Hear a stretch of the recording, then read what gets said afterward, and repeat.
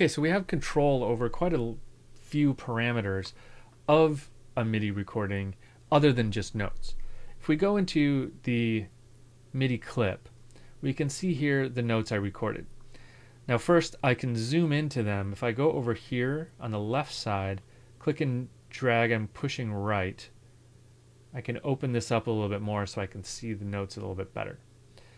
Now I can adjust the start of each note. Let's say I wanted it to start right on the downbeat. Just going to zoom in, line that up, line all of these up. You don't have to do this, but let's say I want to get rid of that strumming effect. Oops, undo. And there we go. Now everything starts right at the same time. Cool. Kind of missed that little strumming effect. Here's a little stray note. Let's just highlight that, press delete. Now, in MIDI lingo, volume is velocity. Okay, so whenever you see velocity, that means the volume of the note. And we have control of that down here.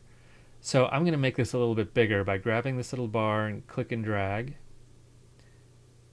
Okay, now in velocity, our highest velocity, the loudest we can be, is 127, and the quietest we can be is 0.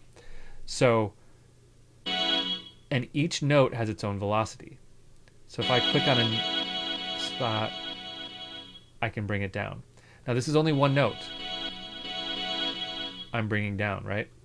And you can tell the velocity is lower because the brightness of the color dims a bit, right? This is a little faded from this yellow. I can select a whole bunch of notes at the same time and drag their velocity down as well. Now this one's still loud. I've got one more somewhere. There it is. Okay, so each note can have its own velocity.